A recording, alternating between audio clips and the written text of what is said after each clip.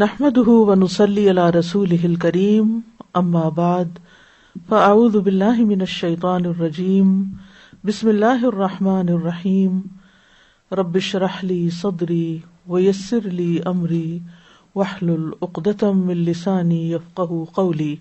ہم میں سے کون ہے جس سے کبھی غلطی نہ ہوئی ہو، جس سے کبھی کوئی گناہ نہ ہوا ہو، لیکن بہترین ہیں وہ لوگ جو غلطی کرنے کے بعد اپنی غلطی پر نادم ہوں، شرمسار ہوں، رجوع کر لیں، توبہ کر لیں اور اپنے رب سے بخشش مانگیں، اور اگر وہ اپنے رب کی طرف رجوع کریں گے تو رب کو بھی مہربان پائیں گے، جیسے حضرت آدم علیہ السلام نے جب اپنے رب سے رجوع کیا تو اللہ تعالیٰ نے بھی اپنی رحمتیں ان پر عام کر دیں۔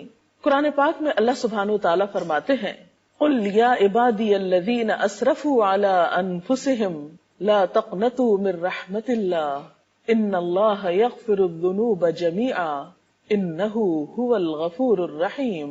اے نبی صلی اللہ علیہ وسلم، آپ کہہ دیجئے کہ اے میرے بندو جنہوں نے اپنی جانوں پر زیادتی کی ہے، اللہ کی رحمت سے مایوس نہ ہو جاؤ، یقیناً اللہ سارے گناہوں کو معاف کر دیتا ہے، وہ تو غفور الرحیم ہے۔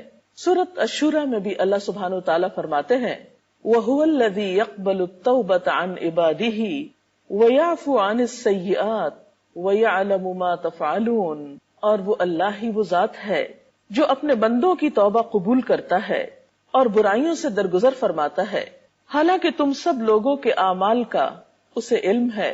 تو بات یہ ہے کہ جو کچھ بھی ہم کرتے ہیں، جہاں بھی ہم کرتے ہیں، سب کے سامنے کوئی کام کریں یا چھپ کر کریں، وہ تو سب کچھ جانتا ہے، اور پھر کوئی جگہ ایسی بھی نہیں کہ جہاں ہم ان گناہوں سمیت اللہ رب العزت سے چھپ جائیں اور ہم اس کی پکڑ سے بچ جائیں۔ تو اس کا بہترین طریقہ اس نے ہمیں یہ بتایا ہے کہ تم اپنی غلطی کا اعتراف کر کے میرے حضور توبہ کر لو، غلطی کو چھوڑ دو، پلٹ آؤ، یہی راستہ انسان کے فائدے میں ہے۔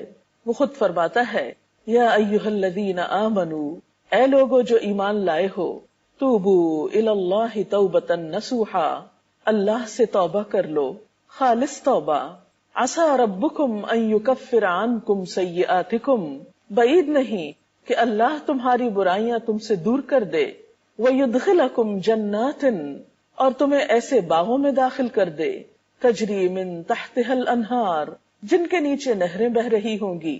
تو گویا غلطی کرنے کے بعد اگر کوئی شخص سچے دل سے توبہ کر لیتا ہے تو اللہ تعالیٰ کی طرف سے اس کے لیے وعدہ ہے کہ اس کی برائیاں اس سے دور کر دی جائیں گی اور اسے جنت کے باغوں کا مستحق بنا دیا جائے گا۔ اور رمضان یہ تو ہے ہی سراسر اپنے گناہوں کی معافی کا موقع۔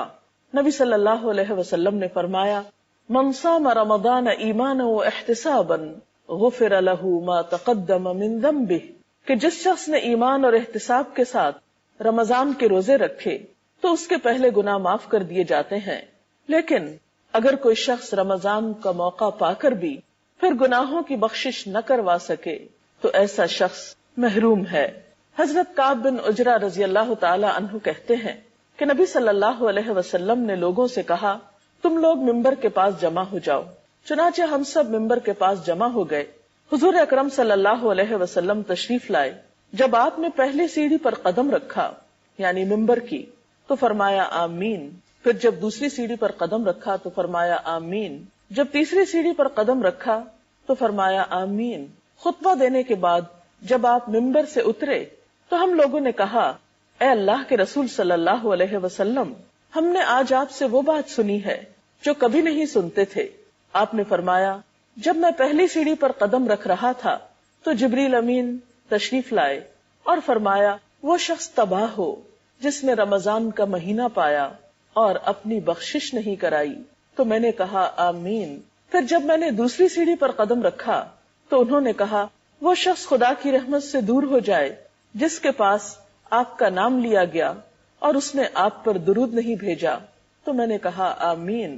پھر جب تیسری سیڑھی پر قدم رکھا تو جبریل نے کہا علیہ السلام وہ شخص خدا کی رحمت سے دور ہو جائے جس نے اپنے ماں باپ دونوں کو یا ان میں سے ایک کو بڑھاپے کی حالت میں پایا اور ان کی خدمت کر کے جنت میں داخل نہیں ہوا۔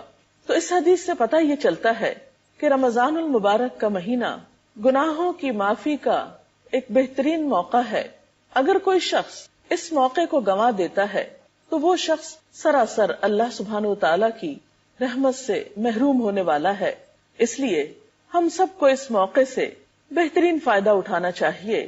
اور یہ بھی یاد رکھیے کہ کچھ گناہ ایسے ہوتے ہیں جنہیں نیکیاں خود بخود دھوتی رہتی ہیں. قرآن پاک میں آتا ہے ان الحسنات یذہبن السیئات کہ نیکیاں گناہوں کو مٹا دیتی ہیں.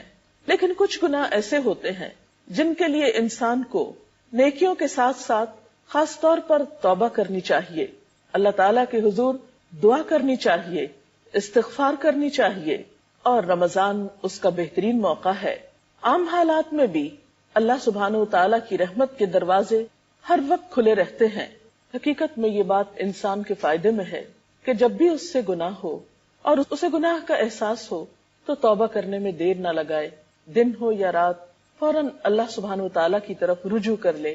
حضرت ابو موسیٰ اشعری نبی صلی اللہ علیہ وسلم سے روایت کرتے ہیں کہ آپ صلی اللہ علیہ وسلم نے فرمایا, اللہ عز و جل رات کے وقت اپنا ہاتھ پھیلاتا ہے تاکہ دن میں گناہ کرنے والا توبہ کر لے, پھر دن کے وقت اپنا ہاتھ پھیلاتا ہے تاکہ رات میں گناہ کرنے والا توبہ کر لے, حتیٰ کہ سورج مغرب سے طلوع ہو جائے.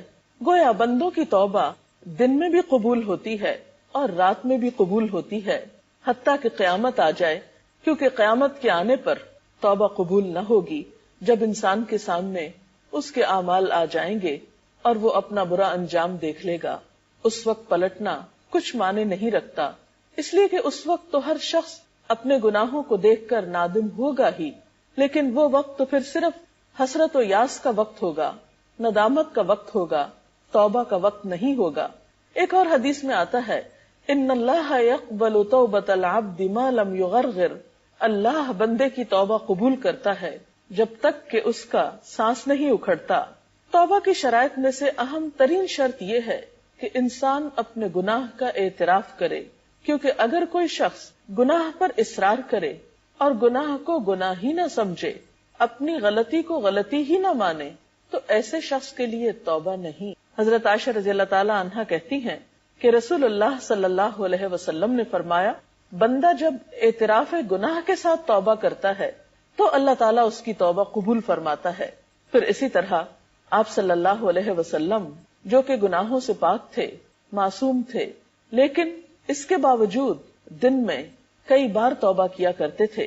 نبی صلی اللہ علیہ وسلم نے فرمایا, لوگو اللہ کی طرف توبہ کرو اور اس سے بخشش طلب کرو, بے شک میں ایک دن میں 100 مرتبہ توبہ کرتا ہوں. اگر اللہ کے رسول صلی اللہ علیہ وسلم کا حال یہ تھا تو پھر ہمارا اپنے بارے میں کیا خیال ہے. حضرت عبداللہ بن عمر کہتے ہیں کہ ہم رسول اللہ صلی اللہ علیہ وسلم کی توبہ استغفار گنتے تھے.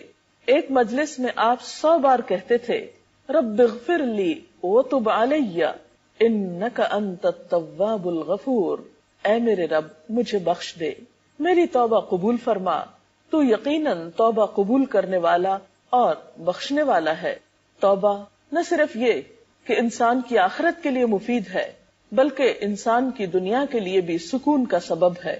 ہم دیکھتے ہیں کہ جب انسان سے کوئی گناہ ہوتا ہے, کوئی زیادتی کا کام ہو جاتا ہے, انسان جب اپنے رب کو ناراض کرتا ہے تو یہ نہیں ہو سکتا کہ پھر وہ مطمئن زندگی بسر کر سکے, وہ پرسکون رہ سکے. بھلا اپنے محسن کو ناراض کر کے بھی کوئی خوش ہو سکتا ہے؟ ہرگز نہیں. ایسے میں پھر کیا کرنا چاہیے؟ فوراً رجوع کرنا چاہیے. گناہ سے دل پہ سیاہ نقطہ پڑ جاتا ہے, بندہ اگر توبہ کر لے تو وہ نقطہ دھل جاتا ہے, اور اگر توبہ نہیں کرتا تو وہ سیاہی پھیلنے لگتی ہے, حتیٰ کہ پورا دل سیاہ ہو جاتا ہے. استغفار دلوں کا زنگ دھو ڈالتا ہے. حضرت انس سے روایت ہے کہ نبی صلی اللہ علیہ وسلم نے فرمایا, دلوں پہ بھی زنگ لگ جاتا ہے جیسے تانبے پہ زنگ لگ جاتا ہے, اور دلوں کا زنگ دور کرنے والی چیز استغفار ہے. تو چمکتے دل کے لیے, پرسکون دل کے لیے, ڈپریشن کے علاج کے لیے, غموں کے بوجھ سے نجات کے لیے بہترین نسخہ استغفار کرنا ہے. کیونکہ اگر ہم اس بوجھ کو لیے رہیں تو یہ دونوں طرح سے ہماری جسمانی اور روحانی صحت کے لیے بہت نقصان دہ ہے.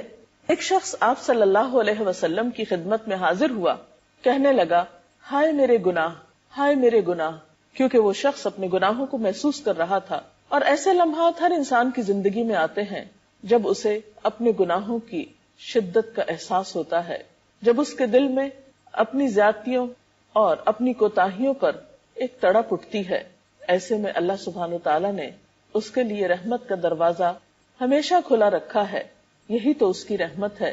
یہ الگ بات ہے کہ ہم اس سے فائدہ نہ اٹھائیں.